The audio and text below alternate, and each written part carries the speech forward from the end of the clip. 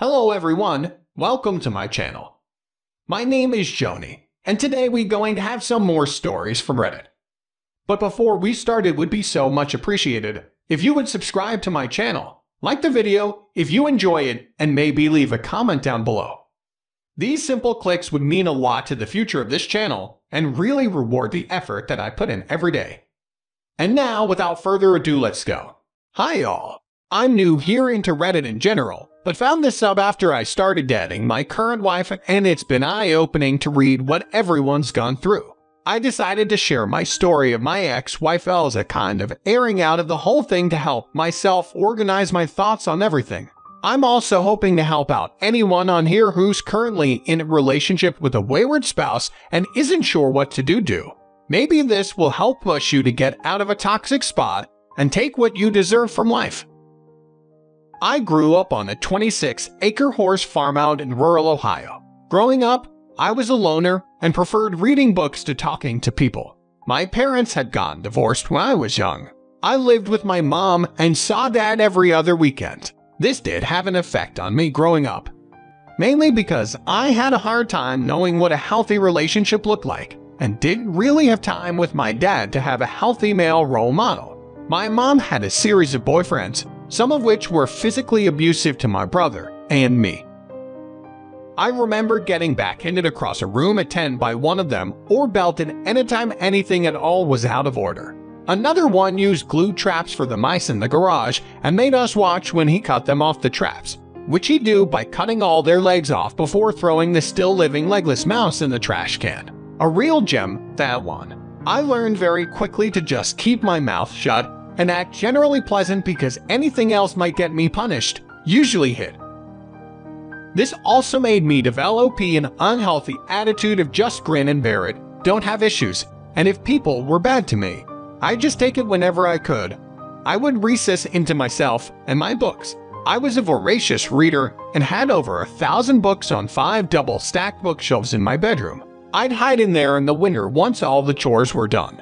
Anytime the weather was good enough, I'd be outside reading in the forest or out in the hayfield, and I spent a lot of time over in the old cemetery across our field. It was beautiful, but looking back, probably not the most healthy lifestyle. Sorry for the backstory dump, but through some therapy, I've come to realize that my upbringing put me in a vulnerable spot for staying with an abusive partner. My hang-ups and coping mechanisms just led me to tolerate a lot of intolerable behavior from people out. And I met when we were in our mid-teens at a church lock, and neither one of us wanted to be out of all things and hinted off right off the bat. She was one of those mid-2000s quirky girls, writing weird poetry, yelling, spork, all the standard stuff at the time. And she was decently attractive with curly hair. She came up and challenged me to an air hockey game. And you know how the rest of that story goes. We dated pretty much exclusively for the next 7 years. We finished high school together, went to the same college, and even got the same scholarship to attend the same local state college. We had our ups and downs, but I put that down as just how relationships must be. She was erratic at the best of times and tried isolating me from the few friends I had because they were jealous of her taking all my time. She'd cry over the smallest stuff, hit me when she was mad over things I had nothing to do with, and just generally pester me to shower her with love. She needed constant validation from everyone around her and wasn't too shy about trying to get it. I put up with all this because she was my first real girlfriend, and she was great at just minimizing her bad behavior into something that was just too dumb to get. I just think she was being irrational, but would put up with it to get back to our normal lives. College was where the more obvious red flags started coming. Within a few months of her coming to college, she was constantly hanging around with other dudes in our dorm. Honors dorm. There were all-male, all-female suites that shared a building. I would ask if we were still good and get positive answers, but then find her sitting on some guy's lap in his room later that same night. Multiple times I caught her making out with randoms and just generally behaving inappropriately with guys. After I told her everything I'd seen and threatened to break up with her if she didn't tell me the truth.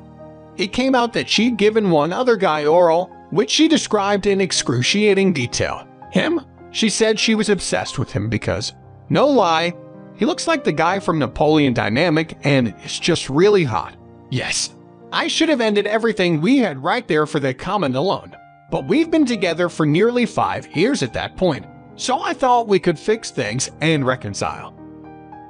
I confronted the guy, she cut off contact, and things got better for a bit. I ended up getting a decent job with a local construction company during my junior year of college and saved up enough in 6 months to make a down payment on a house. This was in 2008 in an older steel town, so housing values were pretty much at rock bottom. I talked it over with Elle, and we decided to buy a house fairly close to our school and just start our life together while we finished up college.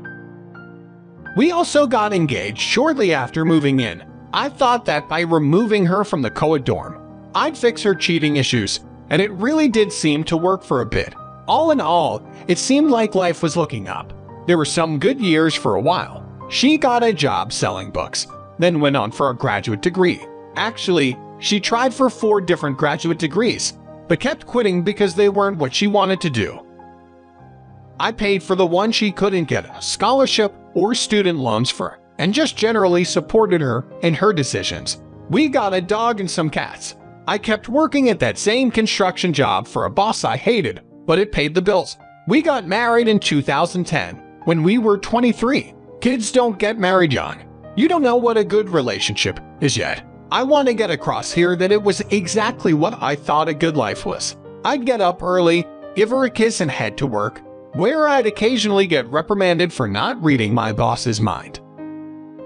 I'd do drafting and job takeoffs or go to a job site and wear myself out doing whatever work needed since it was a small business and everyone wore a lot of hats. Then I'd come home, let the dog out, and listen to Elle talk about her day. If I complained about my day, I wasn't being manly enough and was just adding to her stress. So I'd just start making dinner, mowing the lawn, whatever. Rinse and repeat.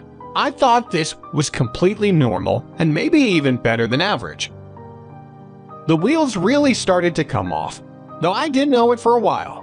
When Elle got a new job with a local energy company doing the mapping, she was finally making more than minimum wage and was only there for a few months before her boss's boss took notice of her. I don't think it was 4 months before suddenly she got a job as a process assistant in a large nearby city, which was a 2-hour drive for her. I'm not sure of the details, but within those same few months, she started an emotional and eventual physical affair with her new boss. I still don't know what to think of this, since the guy was 30 years older than her, was recently separated from his wife, and was literally living in his mom's basement. I noticed she was withdrawing more than usual from the relationship, but figured it was the stress from a big corporate job and the drive. I tried putting in more effort and surprising her with gifts and stuff, but nothing really landed. Again, I just figured she'd used to the work and things would go back to normal. In January 2013, we moved to Cleveland to be closer to her work. I found a new and much better job. We got a really nice place for less than the market price, and everything was shiny again. Sure, she had to work really late quite often, but, you know, that's corporate. She'd got a pay raise for her excellent work. Elle was making new work friends and was finally coming out of her shell a bit. Elle also started going out with work friends a lot and quickly started staying out very late and coming home drunk as a skunk, which led to more than a few fights between us. Things deteriorated, and again we just settled into a new equilibrium, where we talk less to each other. And when we talk, it would be the most milquetoast of topics. In December 2014, we went down to see her parents in Texas and had a great trip. It really seemed to rekindle some of those feelings we'd been missing. And it really made me realize that things were more messed up in our relationship than I thought. When we got back, I had a real moment with Elle where I told her that I really had a great time and want to keep being as invested in each other as we were on the trip. I felt like I had a kind of epiphany where I knew we could change our relationship for the better, and I was inviting her to help me with it. She screamed straight up, looked at me with panicked eyes, stuttered, screamed, and ran away down to the basement. I followed, trying to figure out just what I had said that would have led to that reaction, which led to her accusing me of cornering her in the basement. I backed off, and she, through tears, told me that she didn't deserve love. I tried to ask her what this was about. Got nothing from her, and we finally just went into separate rooms to calm down. The next day I tried to bring it up, and she told me in no uncertain terms that none of that happened, and if I brought it up again, she would leave. Straight up denied that she freaked out that we had even seen each other the day before. I obviously got really suspicious that something was up after that point, but I didn't really think it was cheating more. It said she was being insecure. She'd always been very insecure in general, just never to a level that made her freak out like that. After that episode, I decided that my teenage self was correct. That having a roommate who was occasionally funny and sometimes slept with me was about as good a relationship as I would ever get. I had a prejudice against divorce after seeing how my mom's life had turned out afterward. So I decided I'd just make this work however I could. The staying out, drinking, and random outbursts kept going at her end, and I decided to just never bring up my feelings unless she asked directly. Meanwhile, I decided to work on myself first to be a better, more interesting partner. I started building up my home gym, working out, and got into backpacking and woodworking. Things that I always kind of liked, but never had time for. Elle had complained that I had no hobbies and wasn't interesting enough for her around this time. So I took her at her word that this would help more than actually talking about our issues. This is one of the few good things that came out of the relationship, as I'm still pretty physically fit and look much better than ever before in my life. Plus, my woodworking and turning have turned into a lot of useful life skills. D-Day was in April 2015. She came home from a night out with friends insanely drunk. I'm still not sure how she made it home. She threw up multiple times while I held her hair, then passed out on the floor by the toilet. She was so drunk she would breathe in these odd gasps, and I thought she was just going to syncope breathing. At one point I thought about calling an ambulance, but just decided to wait it out a bit. She had her phone beside her on the floor, and it kept getting text, which I ignored for a while. Finally thought it was probably someone checking to see if she got home okay. So I decided to open it with her thumbprint and respond. The texts were all from her boss, and the last one was something along the lines of "We can't do this in the office anymore or we will get caught." I immediately understood what was happening and felt like the stupidest dude ever that I didn't put it together at any point in the last 2 to 3 years. I still feel dumb about it. We were young, but that's no excuse to be some naive and checked out about your marriage. I had always just assumed we had grown distant, but I had never once thought of cheating on her and just assumed she felt the same way. I started going through all her texts with him and saw that this had been going on for a while, though it was unclear when it went from being an EA instead of a good working relationship, and then again on when the physical stuff started. I did find a message from earlier that same night between pictures down her shirt from the bar where they were talking about the next time they'd meet up just a week or so away.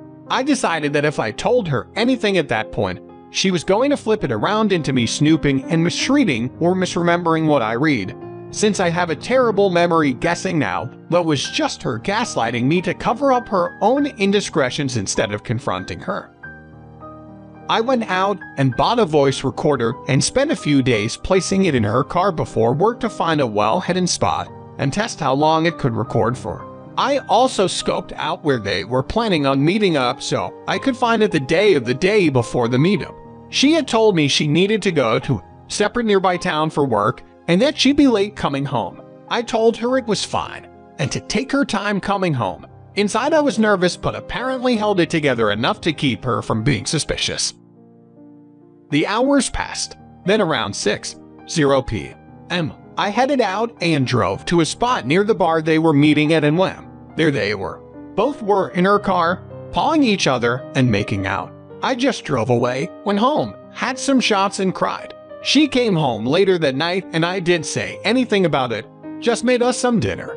She was all bubbly about how well her meeting had gone and thanked me for being understanding. After she went to bed, I went out and got the voice recorder and listened through it, and heard her begging to go back to their office to do the deed, amongst other things. I couldn't even figure out how to react. She was never like this at home and sounded nearly deranged in how much she wanted to be with him. I listened through this all, then went in and woke her up and told her we needed to talk.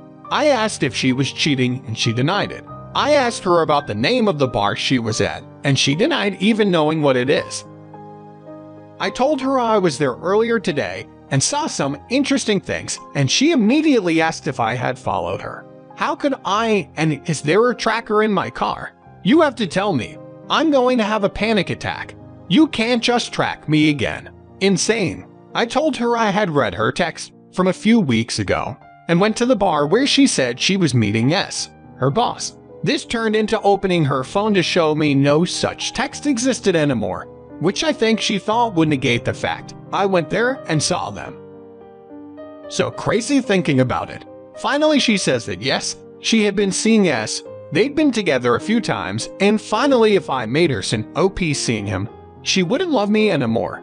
Somehow this worked on me. I had no self-confidence, didn't like divorce as an institution, and figured being with someone to split the bills was better than being alone. And for a few months that was it. She'd have meetups with him. I would try to talk her out of it. There were crazy moments. S had other girlfriends, and L knew about them and got jealous of them. One time she came home sobbing, and I hugged her while she told me that she thought S was breaking up with her for someone else. I just, when still inside, felt anything other than a kind of ironic humor in it, like an eye-rolling feeling. Still don't know why I stuck around after that. And of course they kept seeing each other. Around this point, she also started having one-night stands with random other guys. I found out about a few of them over the years and suspect a few more. Finally, I drove myself into having a panic disorder and decided enough was enough. I gave her the voice recorder and demanded that she break it off with S and record herself while she was telling him, or I was out. She cried, but finally relented the next day. She did what I asked. When S found out I knew, he immediately panicked, and I got to watch those texts coming on L's new Apple Watch that she didn't realize didn't. Text that you removed from your phone. Things settled a bit, and we went to marriage counseling for a session. I agreed to not tell the counselor about her infidelity this session as the condition for L to even go. The counselor then spent the whole session telling me I was smothering L by wanting to go through her phone and know where she was, which I only started doing after the cheating. We never went back. That was from 2015 to 2016. After that, we stayed together, and about twice a year I'd find some new infidelity. Once she was drunk and did oral on a guy she worked with in the bathroom. Once, on a work trip out of state, she started texting a guy and started the weirdest EA I've ever heard of. A decent chunk of his text was about how his grandmother had to wipe his butt until he was in his mid-teens, and he liked it the whole time. I just got used to paint shopping. It almost became a game for us where she'd find out how I found out, would swear to send no PCing / talking to / ruining so and so while also disconnecting her Apple Watch or not using her car, etc. Looking back, I just kind of got used to it. I checked out of the relationship in any real sense. Funny enough, we'd have fights about me not being invested in the relationship during this time too. I finally had enough when I got a message out of the blue from one of her coworkers' wives, and she caught her husband and L texting and snapping.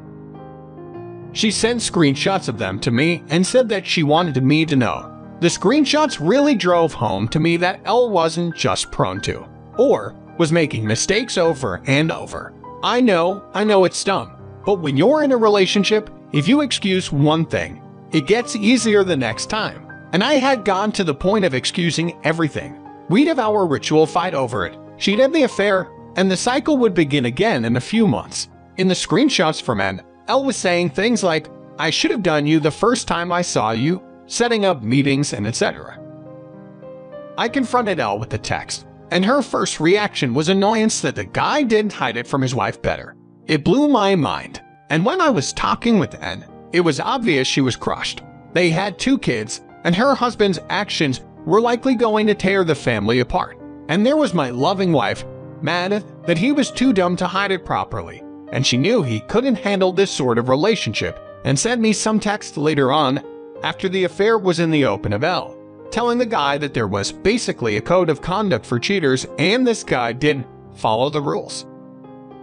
I snapped out of it like I finally felt awake after 6 years of affairs and 10 years before that of just general abuse and incoherence. I moved into the finished half of the basement, slept on an air mattress by my gym, and started drawing up dissolution papers. I figured if the dissolution failed, I could always hire an attorney and get a divorce. I ghosted Elle as hard as I could, being in the same home, 100% gray rock. Elle started love bombing me in her own weird way. One time I got home from work, and she bought a lamp for the basement and put it by my air mattress. Probably the sweetest thing she'd ever done for me to drive home everything. A few days later, she was working from home in the afternoon and did hear me go into the kitchen for a drink. I could hear she was on speakerphone on the couch, and it was as still her boss and the guy all of this started with. I heard him ask if she was alone, and she said yes. I thought, really right now as I'm prepping the dissolution in the same house, she's going to indulge this guy. I crept closer and listened in. He started talking about how he had never done it in a car in an automated car wash and thought that would be fun. I just walked in, got behind her head on the couch, and yelled, "Hi S, nice hearing from you." Elle jumped and nearly fell off the couch. Just immediate hung up, and I laughed and went to put on my shoes. Elle yelled out, "That was rude." I laughed again and got my coat. Elle asked where I was going and I set out. I must have said it in a way where she finally got it that we were done. We had been done, and now I was just wrapping it up. She ran up and blocked the door. I told her to move, and she got this weird little smile on her face. I still remember it like all this was still a game. That if she blocked the door, then I'd just have to stay, and we would still be married. That her plan to keep me by physically blocking the door had no chance of failing, and I was just stuck now. I grabbed her by her shoulders and picked her up and moved her just feet off the floor right over to the side of the door, then gently back down on her feet. Told her if she tried to keep me there I would take her apart because I didn't have it in me anymore to deal with her, and all the anger I'd been pushing down my whole life was still all right there. I had never touched her violently and still never have, but that was the closest I got.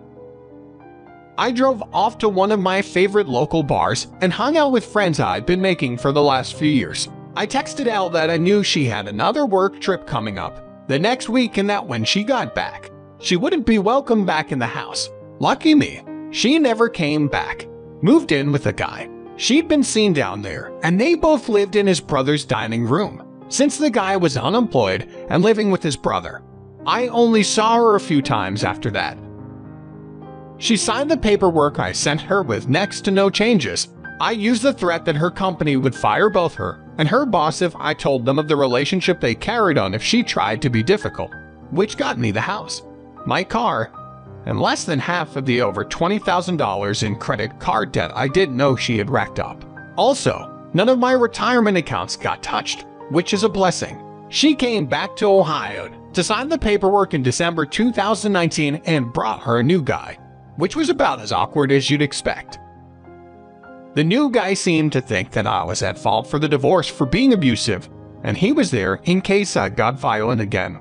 I had never heard her, and that includes when she get violent with me. I just pin her arms and wait for her to send OP trying to hit me. I never told him that she cheated on me, because I'm pretty sure he was one of the guys she did it with, so I'm thinking he already knew. The other time was when she came back for her stuff that was still in the house while I watched her pack up. A few months had passed. She told me she got a new apartment and that new guy had moved in without asking. She found out when he was helping her move and set the urn with his dead dad in it on her table. She gave me a weird help me look, and I just laughed. After that, I didn't see her again. Within a week of the divorce, I got cold approached by a girl at a concert and got her number, then again at a local event. Within a month, I was actively dating 4 people, all of which were better than Elle in every way. My friend said that I had that fresh on the market vibe law. I was just happy for the first time in a very long time, and it made it easy to attract people. I calmed down a bit on the dating, though. Did have a few girlfriends, doubled down on my workout routine, went to Peru, and hiked the Cordillera Blanca Mountains, and almost got stuck there when C19 hit. Got into my ancestry after a 23andMe test and found a weird little utopian commune that was founded by a guy with my last name, though it's mostly historical buildings now. Elle tried to stay in contact over the last few years, sometimes for actually important things, mostly Bull just trying to keep me in her life. Somehow I've ignored it, though. I've got some funny insights, like how the new guy immediately started fake proposing multiple times a week, and it was freaking her out.